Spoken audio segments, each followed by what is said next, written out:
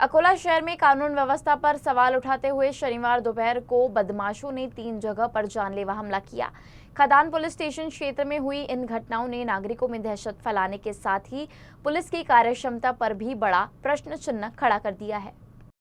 पहली घटना न्यू खेतान नगर कौलखेड़ में घटी, जहां 31 वर्षीय अभिलाष अरविंद हिंगे पर धारदार हथियार से हमला किया गया। गंभीर रूप से घायल हिंगे का इलाज वर्तमान में निजी अस्पताल में चल रहा है। दूसरी घटना कौलखेड़ चौक में हुई, जहां 26 वर्षीय छोटू उर्फ रविशंकर गजानन ठाकरे के सर्विस सेंटर में बदमाशों ने लोहे की पाइप से हमला किया और उनके माता पिता पर भी अश्लील गालियां दी।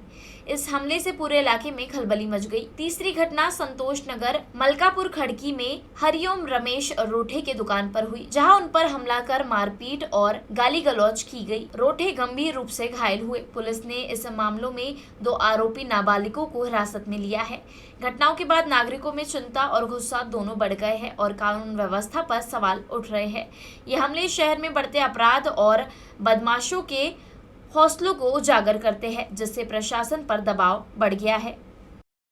अकोल्यामध्ये कौलखेड, श्रद्धानगर आणि डॉक्टर बाबासाहेब आंबेडकर प्रतिष्ठान खडकी या ठिकाणी 3 घटना घडल्याची 4 वाजता आम्हाला माहिती मिळाली. म्हणजे 4 वाजता ॲक्च्युली कौलखेड आणि श्रद्धानगरमधील घटना घडली.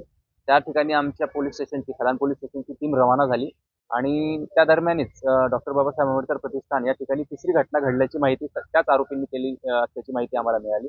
त्या ठिकाणी देखील आम्ही टीम रवाना केली आणि ही सदरची बाब अतिशय गंभीर होती. त्यामुळे माननीय एसपी सरांनी याच्यामध्ये एसपी सरांच्या आदेशाप्रमाणे आम्ही 7 ते 8 टीम या ठिकाणी तयार केल्यात. एलसीबीची एक टीम त्याच्यामध्ये होती. त्यामध्ये खदान पोलीस स्टेशनच्या टीमला यश मिळालं. 2 जणांना त्यामध्ये आता सध्या ताब्यात घेण्यात आलेलं आहे. बाकीचे इतर 3 जण जे आहेत, म्हणजे एकूण 5 जण निष्पन्न झाले. त्यापैकी इतर 3 जण जे आहेत ते अद्यापपर्यंत मिळून आलेले नाहीत. आमच्या टीम त्यांचा शोध घेत आहेत. बाकी याच्यामध्ये कुठलाही कायदा आणि सुरक्षेचा प्रश्न आता या ठिकाणी लॉ अँड ऑर्डरचा इश्यू नाहीये. जे जखमी होते त्यांना हॉस्पिटलला ऍडमिट केलेलं आहे. त्यांची तब्येत या ठिकाणी ठीक आहे.